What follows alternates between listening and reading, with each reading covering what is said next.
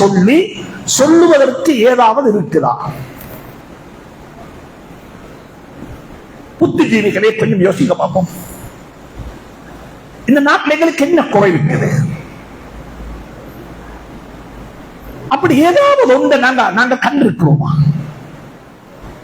நாங்க நீங்களும் தொழுது கொண்டிருக்கிற உட்கார்ந்து இருக்கிற பள்ளி வாசல் இது எப்படி வந்துச்சு? இந்த நாட்டில் 3500 பள்ளி வாசல், 3500க்கும் மேற்பட்ட பள்ளி வாசல் இருக்கிறது. இந்த பள்ளிகள் உருவாக்கியவர்களுக்கு அல்லாஹ் அருள் செய்வானாக. வெளிநாட்டிலிருந்து வந்த இந்தியர்கள் தொழில் மட்டும் செய்துவிட்டு போகவில்லை, தொழில் செய்த இடத்தில் வரலாறையும் செய்துவிட்டு போனார்கள், வரலாறையும் உருவாக்கிவிட்டு போனார்கள்.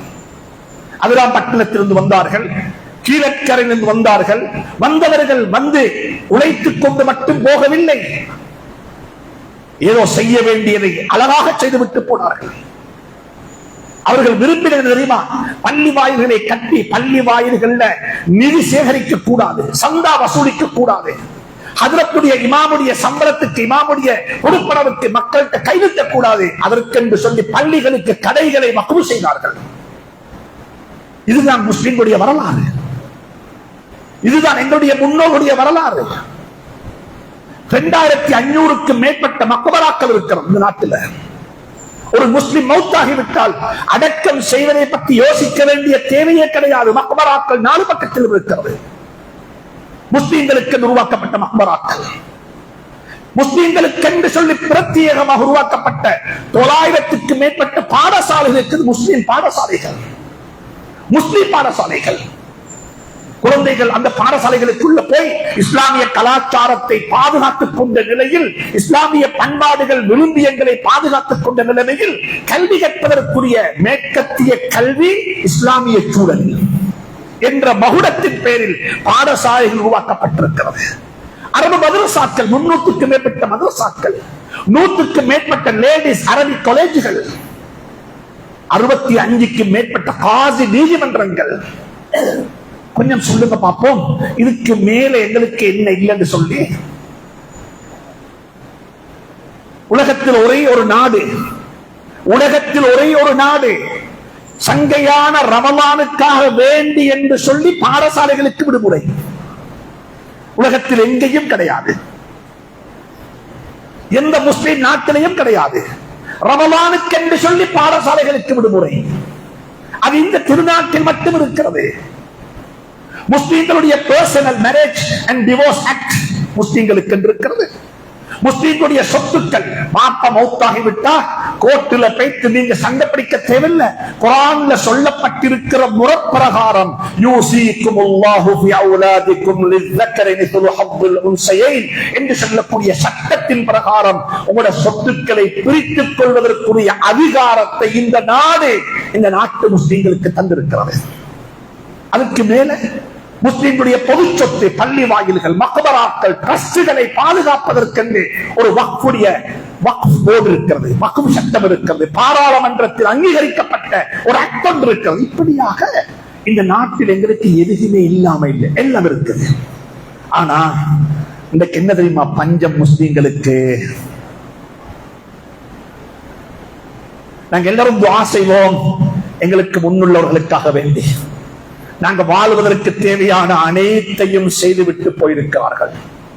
நீதி அரசர்கள், லாயர்ஸ் என்று சொல்லி விதிவிலக்கில்லாமல், உலமாக்கள் என்று விதிவிலக்கில்லாமல், தனவந்தர்கள் செல்வந்தர்கள் என்று விதிவிலக்கில்லாமல் எங்களுக்கு முன்னால் வாழ்ந்தவர்கள் அனைவரும் அனைத்தையும் செய்துவிட்டு போயிருக்கிறார்கள். சட்ட ரீதியாக செய்ய வேண்டியவைகள், சொத்து ரீதியாக செய்ய வேண்டியவைகள், அறிவு ரீதியாக செய்ய வேண்டியவைகள் என்று சொல்லி இந்த முஸ்லிம் சமூகம் இந்த நாட்டில் தலை நிமிர்ந்து வாழ்வதற்கு தேவையான அடையாளத்தை பாதுகாத்துக் கொண்டு வாழ்வதற்கு தேவையான அனைத்தையும் செய்து வைத்து விட்டு போயிருக்கிறார்கள். இன்றைக்கு என்ன தெரியுமா எங்களுக்கு பஞ்சம்? இவைகளை பராமரிப்பதற்குரிய மனித வளம் எங்களிடத்தில் இல்லை. இன்றைக்கு இருக்கிற பஞ்சம் அதுதான், ஹியூமன் ரிசோர்ஸ், மனித வளம் எங்க இருக்குது? இந்த சமூகம் அதுக்கு இன்னும் முதலீடு செய்ய இல்லை. அதிகார கல்வி அட்மினிஸ்ட்ரேஷன்ல முஸ்லிம்களுடைய பங்களிப்பு என்ன? இந்த நாட்டினுடைய அட்மினிஸ்ட்ரேஷன்ல கவலையோட சொல்லுகின்றேன், முஸ்லிம்களுடைய பங்களிப்பு லெஸ் தென் 3%, 3% விட குறைவோம். 10% இருக்கிறோம் நாட்டில். இந்த நாட்டில் பாதுகாப்பு துறையில முஸ்லிம்களுடைய பங்களிப்பு என்ன? இந்த நாட்டினுடைய கல்வி சேவையில முஸ்லிம்களுடைய பங்களிப்பு என்ன? இந்த நாட்டினுடைய வெளிநாட்டு சர்வீஸ்ல முஸ்லிம்களுடைய பங்களிப்பு என்ன? அன்புக்குரிய நண்பர்களே, சகோதரர்களே, முஸ்லிம்கள் சிந்திக்க வேண்டும். 3500க்கு மேற்பட்ட பள்ளிவாசல் இருக்கிறது. பள்ளிவாசலுடைய இமாம்களை ட்ரெயின் பண்ணுவதற்கு எங்களுக்கு என்ன இருக்குது?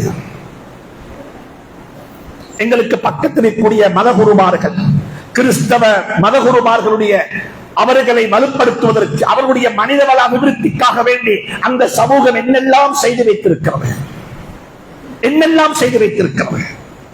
சிந்திக்க வேண்டிய நிலைக்கு வந்துவிட்டோம். சிந்திக்க வேண்டிய கட்டத்துக்கு வந்துவிட்டோம். நீதித்துறையில் சுப்ஹானல்லாஹ், நீதித்துறையில் எங்களுடைய பங்களிப்பு எப்படி இருக்கிறது? ஜட்ஜஸுடைய பங்களிப்பு பாராட்டத்தக்க பங்களிப்பு. அது எப்படி தொடர்ச்சியாக இருக்கும்? இதற்கு பிறகு எத்தனை பேர் ரிட்டையர்ட் ஆகுறாங்க? ரிட்டையர்ட் ஆகிற அளவுக்கு எங்கள்கிட்ட ப்ரொடக்ஷன் இருக்குதா? அதிபர்கள் ரிட்டையர்ட் ஆகி போய்கொண்டிருக்கிறாங்க, ஓய்வு பெற்று போய்கொண்டிருக்கிறாங்க. அவர்கள் ஓய்வு பெற்று போற அளவுக்கு எங்களுக்கு உற்பத்தி இருக்குதா? நாங்கள் எல்லாரும் சிந்திக்க வேண்டும். எங்களுடைய அடுத்த தலைமுறை தலை நிமிர்ந்து வாழ வேண்டும் என்றால் நான் ஒன்று சொல்லுகின்றேன், நீங்க பௌதிக வளங்களை பற்றி யோசிக்க வேண்டாம். அதை யோசிப்பதை கொஞ்சம் குறைத்துக் கொண்டு மனிதவள அபிவிருத்தியை பற்றி யோசியுங்கள். கிழக்கு மாகாணத்து முஸ்லிம்களுக்கு அல்லாஹ் அருள் செய்வானாக. அவர்களுடைய கண்ட்ரிபியூஷன் மனிதவள அபிவிருத்தியில் ஏனைய மாகாணங்களுடன் ஒப்பிட்டு பார்க்கும் பொழுது பாராட்டத்தக்கது என்பதும் குறிப்பிடத்தக்கது. போதுமான வளவாளர்களை, போதுமான எம்பசிடர்ஸ், போதுமான பொருள் வெளிநாட்டு சர்வீஸ்ல உள்ளவர்கள், அரசு உத்தியோகத்தர்கள் என்று சொல்லி பலரையும் இந்த நாட்டுக்கு நீங்கள் பறைசாற்றி இருக்கிறீர்கள், தந்திருக்கிறீர்கள். அது முஸ்லிம்களுக்கு பெருமை என்று சொல்லி பெருமையுடன் சொல்லிக் கொள்கின்றேன். ஆனாலும் அது தொடர வேண்டும். அதற்கு நாங்கள் தனியாக யோசிக்க முடியாது, சமூகமாக இருந்து யோசிக்க வேண்டும். நான் சொல்லுகின்றேன், மலை நாட்டை உதாரணமாக எடுத்துக் கொள்ளுங்கள். எங்களுடைய சிட்டிசன்ஷிப் இந்த நாட்டில் நாங்கள் பிரஜா உரிமை பெற்றிருக்கின்றோம். பிறப்பிலேயே 1000 ஆண்டுகளாகவே இந்த நாட்டினுடைய பிரஜையாக நாங்கள் வாழுகின்றோம். ஆனா மலை நாட்டு சகோதரர்கள், அவர்களுக்கு பிரஜா உரிமை கிடைத்தது 70களுக்கு பிறகுதான். ஒப்பீட்டு ரீதியாக பார்க்கும் பொழுது அவர்களை நாங்கள் ஒரு மைல்கல்லாக வைத்து நாங்கள் பாடம் படிக்க வேண்டிய நிலைக்கு இந்த நாட்டுடைய முஸ்லிம்கள் தள்ளப்பட்டு விட்டார்கள். இந்த நாட்டினுடைய நிர்வாக சர்வீஸ்ல அவருடைய பங்களிப்பு எப்படி இருக்கிறது? இவைகளை நான் ஏன் சொல்லுகிறேன் என்றால், சமூகம் கொஞ்சம் சிந்திக்க வேண்டிய நிலைக்கு சமூகம் தள்ளப்பட்டிருக்கின்றோம். இல்லாவிட்டால் நாங்களாகவே இந்தியாவுடைய முஸ்லிம்கள் இப்பொழுது அனுபவித்துக் கொண்டிருக்கக்கூடிய அந்த கசப்பான நிகழ்வுகள் எங்களையும் நோக்கி வரும் என்பதை மறந்து விடாதீர்கள். பணத்தால் மட்டும் அனைத்தையும்